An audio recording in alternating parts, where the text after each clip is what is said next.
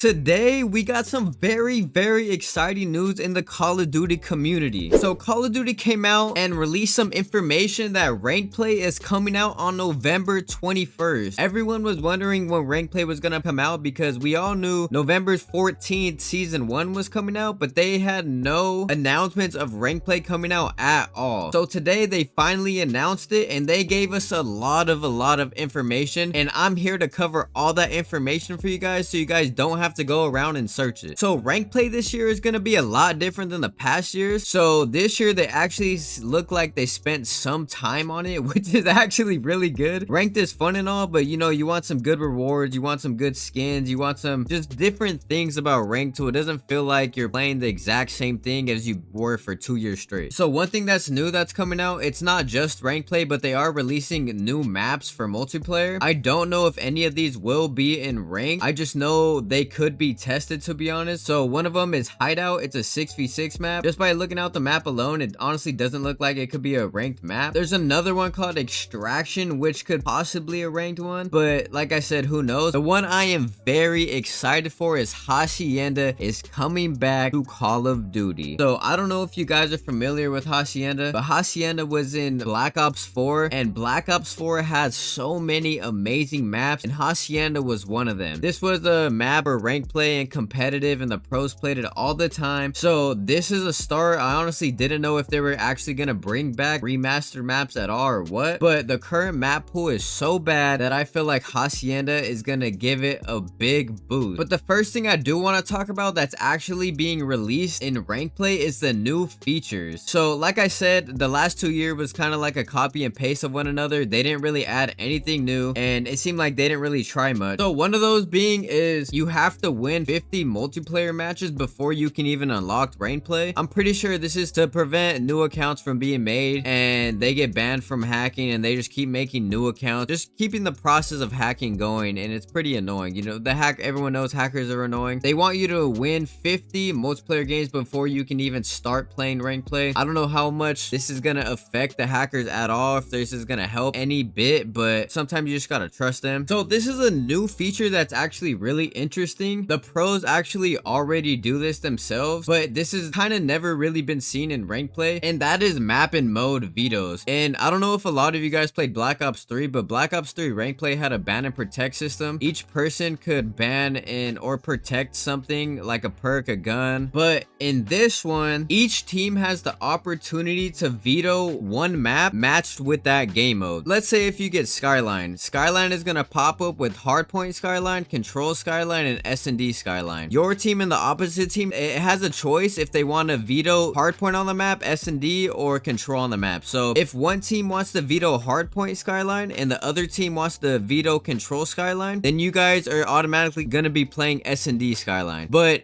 let's say if each team wants to both veto the same map and mode, so say you guys both veto Hardpoint Skyline, then that's when the game will randomize, and it will randomize either S&D Skyline or Control Skyline for you guys. I honestly think this is gonna really help out the scene. A big complaint in the other years of rank play was there was no pick me system. Like whatever you got, you got. A lot of the maps and modes you didn't want to play, but it just forced you to play, and that caused a lot of people to back out. It was honestly, it just kind of wasn't a fun experience sometimes, because some maps and modes are really bad and you just don't really want to play those maps. So I think this is gonna help out tremendously. So that is a really cool feature. And another new feature is forfeit. In games like CSGO and Valorant, if you guys are getting blown out or something like that, your teammate leaves, you're able to vote if you want to cancel the game and forfeit the match. Call of Duty basically copied that same feature and implemented it into Black Ops 6. If you're losing like 150 to like 20, you and your team have the option to forfeit that match and just take the L and just move on to the next one. Everyone has the problem of their teammate disconnecting, their teammate leaving the match, and you're forced to play a 3v4. It's just not fun at that point. But now you have the option to forfeit, so you don't have to play that match out, because it was really annoying when you had to play out 3v4s and you just lose all motivation, you know? So I think this is a really cool and interesting feature that they did put in. I honestly had no idea that they were going to put this in, and I'm really glad they're coming up with new things, trying to improve rank play all around and improve the experience. So in order to be able to forfeit the match in Hardpoint, the winning team has to have over 100 points. In Control, it has to be after the first first round, and S&D it has to be after the third round. So you can't just do it like right when the game starts. It's not gonna let you, and I think that's a good thing because some people will definitely be on some bullshit. And another thing we never had before, which I honestly think is really interesting because I don't know how this is gonna play out. Before, say you were in Crimson, you could only play with Diamond players. If you're in Iridescent, you could only play with top 250 and Crimson players. And if you're in Gold, you couldn't really play with the top players at all. You can only play with the Diamond players. But now they made it so anyone could play together no matter what your rank is. The only thing is the matchmaking is gonna go based off of the highest person's rank. So say you're playing with a Gold player, a Silver player, a Diamond player, and an Iridescent player. The matchmaking is gonna put you in lobbies based off the skill of the Iridescent player. So more likely than not, the Gold and the Silver player are gonna get shit on. But you know,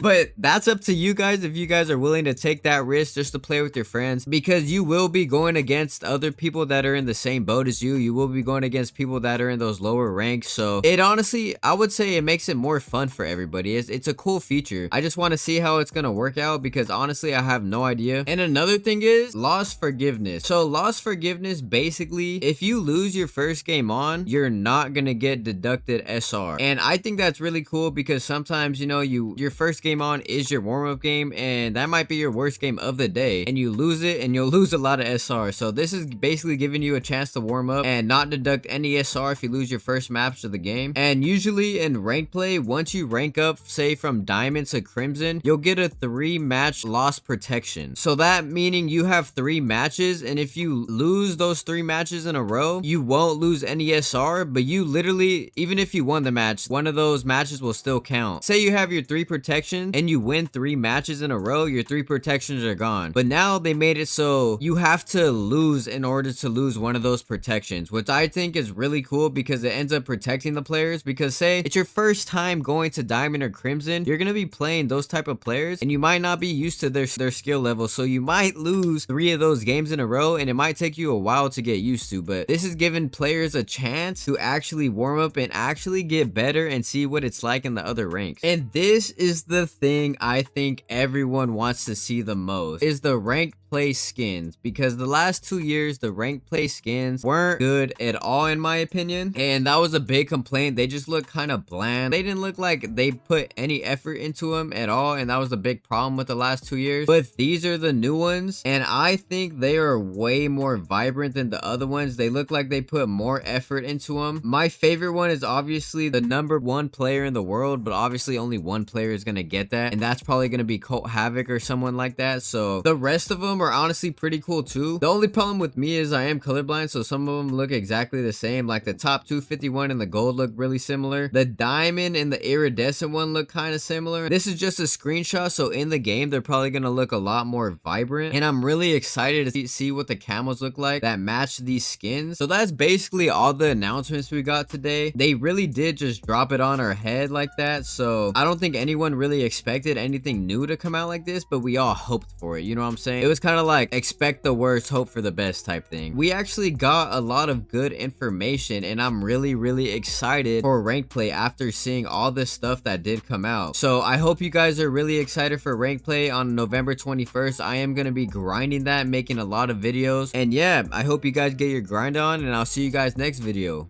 Peace.